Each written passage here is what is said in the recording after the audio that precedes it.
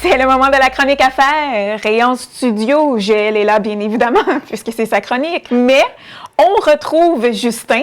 Donc, bon matin, Justin. Bien contente de te retrouver à nouveau parce que là, on va parler de choses sérieuses. Absolument. C'est pas qu'on l'a pas fait dans les autres chroniques. Mais là, l'augmentation des loyers. Donc, ça touche beaucoup de personnes, ceux en location. Donc, on a beaucoup parlé des taux d'intérêt pour ceux qui ont des achats, des maisons qui leur appartiennent. Mais il y a beaucoup de gens qui sont encore en location aujourd'hui. Et on est dans les temps. Parce que c'est le 31 mars, je crois, la date limite pour annoncer si on reste ou pas. Exact. Pour certains, mais ça dépend. Tout à fait. Puis on sait que c'est la période de l'année, février, souvent, où est-ce que les propriétaires envoient les avis de renouvellement. Il y a les relevés 31 qui sont dus pour la préparation des impôts le 28 février. Donc, définitivement, c'est la période de l'année où est-ce qu'on sait que c'est un sujet d'actualité. Puis on pense que définitivement, il y a un questionnement qui se fait toujours au niveau des locataires par rapport à ça. Et oui, j'en ai plusieurs. Donc, on parle de hausse parce qu'évidemment, jamais on va nous donner un loyer à la baisse. Là. Effectivement, c'est rare. C'est très rare, exactement. En tout cas, si ça arrive, écrivez-nous. Donc, pourquoi des hausses? Par quoi peuvent-elles être justifiées?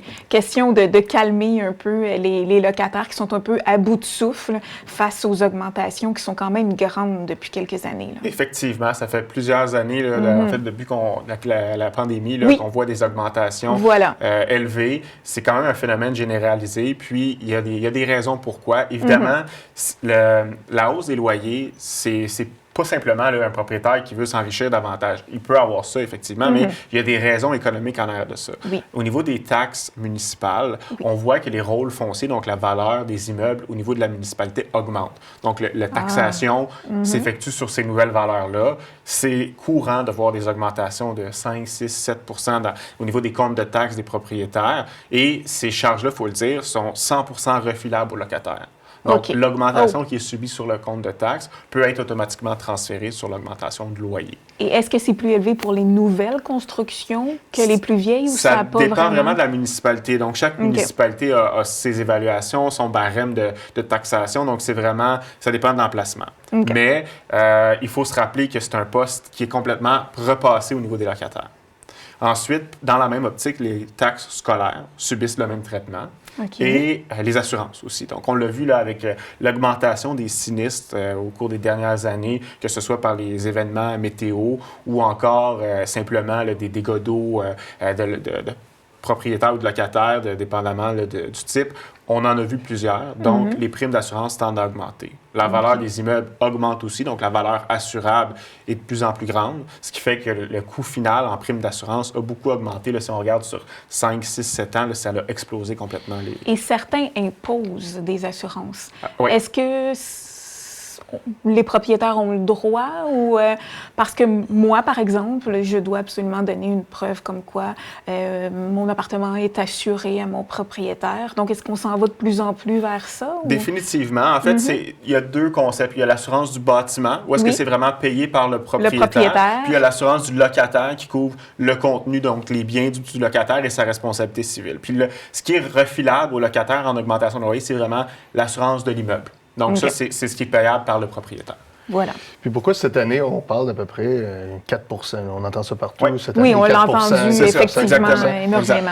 Est-ce que tu peux nous aider peut-être à comprendre pourquoi cette année, c'est un petit peu plus Il est établi élevé à partir de quoi, justement, Tout à fait. 4 Le 4 qui est suggéré par le tribunal administratif du logement, c'est un calcul qui est fait à partir d'un tableur. Puis le tableur regarde en moyenne, c'est quoi les augmentations de taxes scolaires, municipales, les assurances, et il y a des postes fixes également qui sont donnés, dans le fond, par le TAL. On parle de l'électricité. On a une hausse d'à peu près un petit peu moins que 3 les services rattachés à l'immeuble, la gestion. Donc, c'est tous ces paramètres-là qui rentrent dans le calcul de la grille, puis qui donnent à la fin un pourcentage. Puis cette année, effectivement, on se rend compte qu'en moyenne, la grille remplie donne à peu près 4 d'augmentation. Et ça, c'est pour ceux qui ne sont pas dans les nouvelles constructions, parce qu'il y a la fameuse loi du 5 ans, pour lesquelles le propriétaire peut augmenter comme il veut le loyer des résidents. Exactement. Donc, dans le premier 5 ans d'un immeuble neuf, il n'y a pas de fixation de loyer par le tribunal.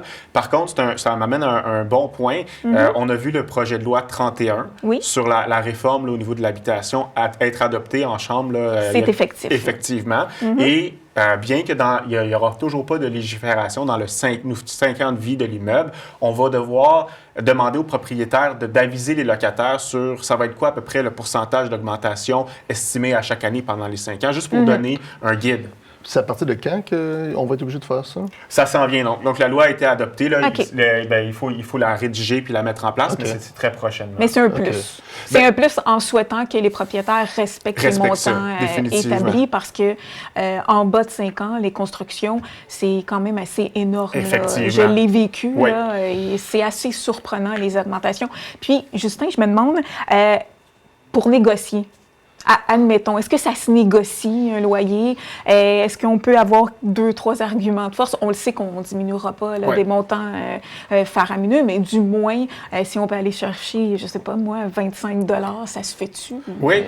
Bien, en fait, là-dessus, c'est quand même pertinent de poser la question parce que, comme locataire, si on veut être un locataire informé, c'est bon de vérifier notre situation, notre logement aussi au niveau du calcul. Donc, de voir est-ce que le propriétaire respecte dans une commune mesure le pourcentage qui est recommandé par le TAL. On sait que quand il y a des travaux majeurs qui ont été faits, ça peut mener le 4 % à un pourcentage supérieur. Par contre, de manière générale, là, si on a un propriétaire qui n'a pas fait de travaux puis qui nous demande 10 % d'augmentation puis qui n'est pas capable de justifier pourquoi, bien là, ça vaut la peine d'avoir une discussion avec le propriétaire. Puis le but, c'est d'avoir une situation équitable pour les deux. Que le locataire soit bien dans son logement, que ce soit propre, puis qu'il y ait un loyer décent.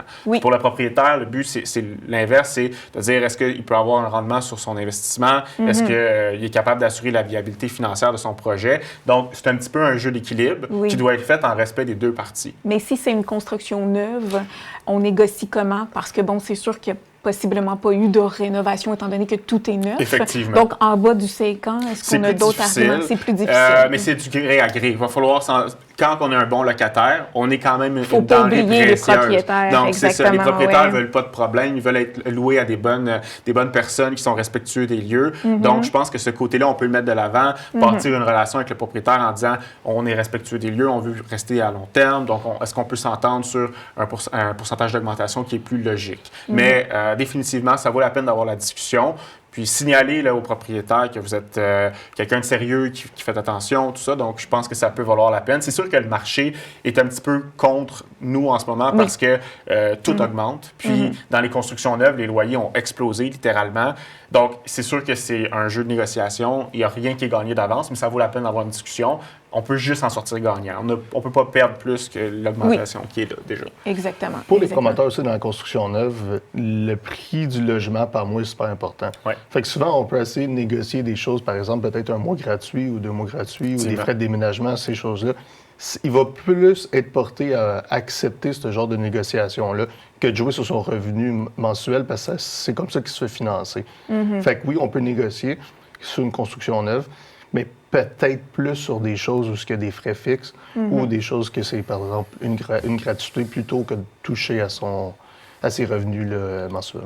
Exact. Parfait. Et il y a autre chose qui est passée aussi avec la loi 31. Donc, on parlait là, du 5 ans, de donner une idée aux locataires là, des augmentations. Il n'y a pas quelque chose qui s'est passé au niveau des sessions de bail? Effectivement, effectivement. Le projet de loi 31 a changé la donne au niveau des sessions de bail. Avant ça, le propriétaire avait besoin d'une raison valable et justifiée, importante là, pour bloquer la cession. Maintenant, il n'y a plus à présenter une raison importante, une force importante pour devoir bloquer la cession. Donc, il peut bloquer automatiquement la cession. Ça enlève un certain pouvoir au locataire, malheureusement, parce que c'est ça. Et dans le fond, il ne peut plus céder son bail qu'il avait à bas prix. Le propriétaire a plus de contrôle de ce côté-là. Quelle option il a à ce moment-là, le locataire?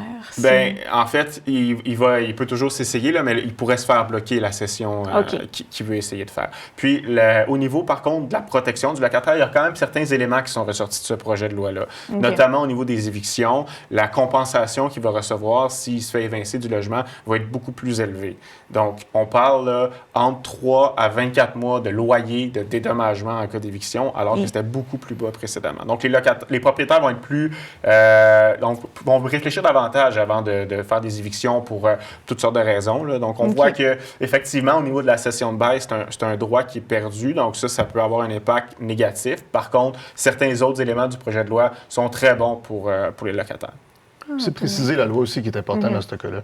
Parce qu'il y avait souvent, on s'en va au tribunal, on négocie, c'est une éviction. C'était pas très clair. Exact. Qu'est-ce qui est important, c'est vraiment de préciser. Qu'est-ce qui arrive? Ça arrivait de plus en plus souvent. Qu'est-ce qui arrive dans ces cas-là? Combien d'argent qu'on remet? Puis maintenant que c'est écrit, en tout cas, on espère, parce que j'espère, j'ai pas lu le projet de loi, mais si c'est très clair, c'est très cartésien, ça va être beaucoup plus facile et sécurisant pour le locataire. Tout à fait. C'est le but recherché, en fait. Voilà.